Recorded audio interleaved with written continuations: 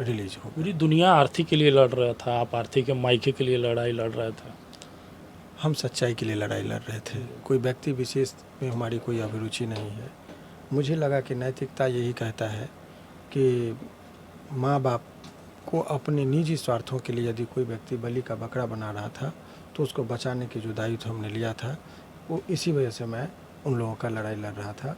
और नमस्कार, आप देख रहे हैं एमजी न्यूज़ बिहार। छोटू आरती की कहानी सभी ने देखा, चर्चित कहानी था और उसी केस को लड़ रहे हैं, यानी कि जो छोटू और आरती जो आरती है उसके मायके के परिवार से लड़ रहे हैं चर्चित वकील सुनंदन भारती जी हैं। इनसे सबसे बड़ा सवाल होगा कि कौन ऐसा मुकदमा था कि आपने उन परिवार को बेल करवा दिया। देखिए 302 के आरोप लगे थे, जी हत्या का आरोप था, लेकिन वो बेवजह का निर्दोष लोगों को फंसाया गया था। मनगढ़ंत कहानी के आधार पर बहुत लोग झूठे मुकदमे में जेल में थे।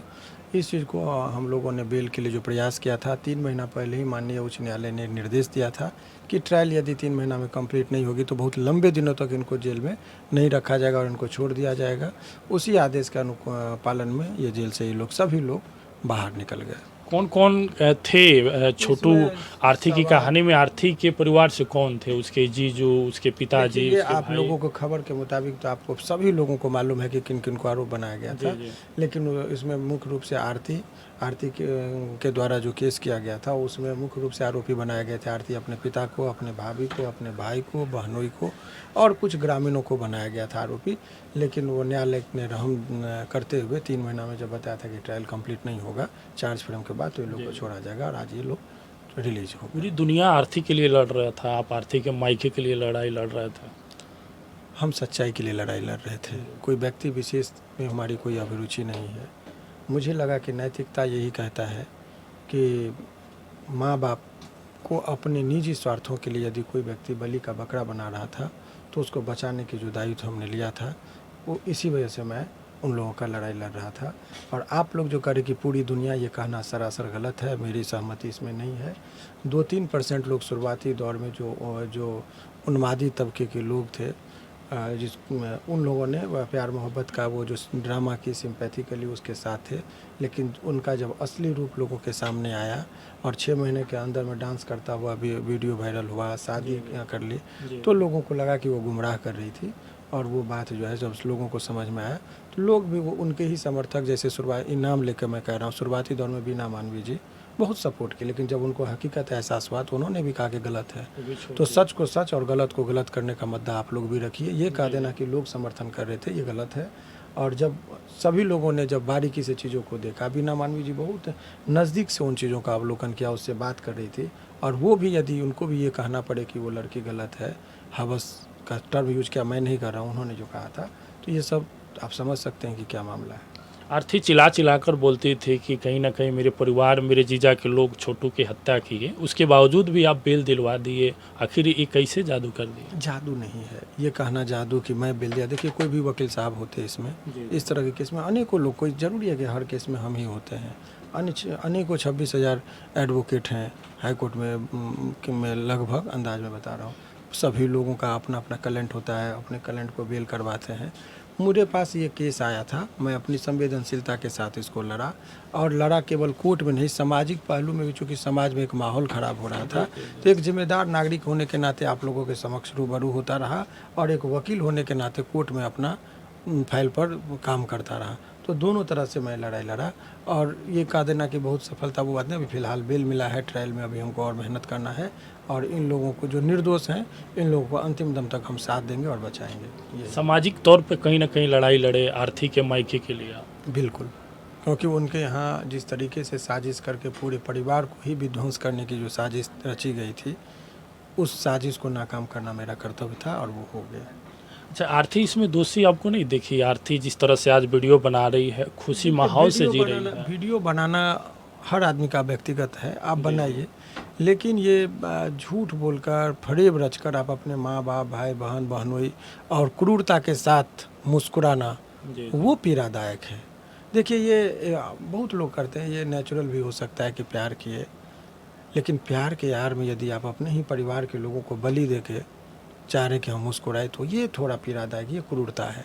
और ये क्रूरता मैं जब देखा तो मेरा हृदय कांप गया कि एक अपने ही कोख को माँ गाली देने पर मजबूर हो जाएगी कि हमने अपने कोख को कोसती है वो कि हमने कैसे संतान को जन्म दिया, कि उसी के बयान के आधार पर जग हंसाई हो रही है। आप यहाँ हत्या और मर्डर देख रहे हैं, लेकिन आप ये नहीं देख रहे हैं कि एक आदमी के परिवार का इज्जत का बलि हुआ है। एक आदमी का पूरा जीवन, जो आदमी हारमोनियम लेके कीर्तन भजन करते थे, बाबा हैं वो, सो कोई ये वास्तविक रूप से ये लोग कीर्तनिया हैं, कीर्तन करते हैं, भजन करते हैं, और उस परिवार में यदि इतने बड़े वारदात हो जाए, अपना ही संतान इस तरह का निकल जाए, तो लोग तो ईश्वर पर से भी भरोसा उठने लगेगा। कहते कि अच्छे कर्म करोगे तो अच्छा संतान होगा। तो भाई यहाँ पर सोचने पर मजबूर है कि पूरा दिन राम सीताराम का भजन गाने वाले के परिवार में इतना बड़ा कांड और ऐसे संतान हो गए, तो बड़ा अजीब लगा था। आखिरी सवाल रहेगा, छोटू जो था कहीं ना कहीं आरती के घर गया और आरती के घर में छोटू का लाश मिला, तो फिर बेल कैसे हो गया? देखिए, लाश केवल मिल जाने से ही कोई व्यक्ति दोषी नहीं हो सकता है। परिस्थिति को समझिए कि यदि किसी के घर में डकैत घुस रहा हो और घुसने के क्रम में तार में वो आपका लाइन लगा है, तार कहीं बाउंड्री वाल पे कटा हुआ है, उसमें आपको सट गए और मर गए, तो क्या जिसके वो आपको सज़ा मिलना चाहिए? तो आंसर इज नो। परिस्थिति को देखिए कि किस परिस्थिति में वो वहाँ पर पहुँचे थे और किस परिस्थिति में उनको जो है सो डेड बॉडी मिला, ये निर्भर करता है। केवल यही नहीं आधार है कि डेड बॉडी मिला तो दोषी है। तो भाई PMCH में लाश मिलता है तो डायरेक्ट डॉक्टरों पर केस हो जाएगा। ये देखिएगा ना कि भाई इलाज के दौरान मौत हुई है या कोई गोली मारा तो भाई केवल यही आधार होगा कि डेड बॉडी मिल गया तो सजा दे दो, तो PMCH का डॉक्टर को क्या हाल होगा? तो ये आप लोग क्यों मान लेते हैं? हर केस की अपनी परिस्थिति होती है और परिस्थिति के अनुसार देखना होता है। आखिरी सवाल करेंगे, छोटू आरती की कहानी से क्या स्पष्ट होता है, क्या संदेश जाएगा समाज के? देखिए, संदेश देखिए यही है आरती छोटू की कहानी में कि संतान को इतना क्रूर नहीं होना चाहिए, और माँ बाप के लिए यही संदेश है कि बच्चे को यदि निजी जीवन में कमाने खटाने से यदि आपको समय मिले तो बच्चे आपके कहाँ जा रहे हैं, किससे बात कर रहे हैं, किस गतिविधि में रह रहे हैं, उसका ख्याल भी रखना माँ बाप का काम है और आपका दायित्व है। और बच्चे के यदि कदम बहक रहे हैं तो समय से पहले ही शादी ब्याह हो जाए तो ज़्यादा अच्छा है। ये भी देखा जाता है गार्जियन होने के नाते, लेकिन परवरिश में चूक ना हो इसका ध्यान, और भी ज़्यादा सजगता, चूँकि मोबाइल के इस दौर में बहुत चीज़ें ऐसी आ जाती है जिस पर आप अनचाहे चीज़ आ जाते हैं, तो ऐसे चीज़ों से भी बच्चों को बचाने की ज़रूरत है। अच्छा, आप लड़ाई, लास्ट सवाल है, आप लड़ाई खुलेआम लड़ते हैं, किसी भी सामाजिक मुद्दे को अपनी व्यक्तिगत समझ कर लड़ाई लड़ते हैं, जैसे मोतिहारी में आर्मी जवान के भी लिए आप लड़ाई लड़े, तो आपको डर नहीं लगता है पटना में चर्चित बनकर काम कर रहे हैं? ये सब देखिए, तो व्यक्तिगत चीज़ आपने पूछ दिया, वो तो मैं नहीं बताना चाह रहा था। ये प्रश्न खास व्यक्तिगत है। जी। लेकिन आपको जानकारी के लिए बता दें कि वकील ये काला कोट जिस दिन पहनता है तो सभी ग्रह, इस काला कोट क्यों है वो जान लीजिए। लोग कहता है कि शनि का जो प्रभाव होता है ग्रह, तब लोग कोट कचहरी में आते हैं। शनि का ड्रेस काला होता है, सब ग्रह को वो खुद काटते हैं। ये काला वस्त्र वकील का सभी ग्रह को काटते हैं, तो ये हमारे ऊपर कोई ग्रह आ ही नहीं सकता है। तो एक तो चीज़ ये है। दूसरी बात, एक वकील के पास चोर डकैत बेईमान फ्रॉड और अच्छे सभी तरह के लोग आते हैं। और रोड यदि कोई व्यक्ति क्रॉस कर रहा है और कोई आदमी यदि उसमें मर जाए तो क्या दूसरा आदमी कोई रोड ही क्रॉस न करे? जीवन में एक ही जगह खड़ा रहे, संभव नहीं है।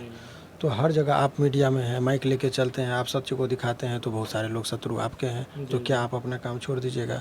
पुलिस पर अपराधी से भिड़ते हैं तो क्या वो काम छोड़ दें? तो ज़िंदगी और मौत वो कायरों को डराती है, बहादुर पर कोई वार नहीं करता है। आप अपना काम करते जाइए और निश्चलता से आगे बढ़ते जाइए, यही संदेश है। चलिए, मेरे साथ थे शिवनंदन भारती जी, जो छोटू आरती की कहानी को लेकर आरती के मायके के लिए लड़ाई लड़ रहे थे और आरती के मायके की लड़ाई इनकी जीत हो गई।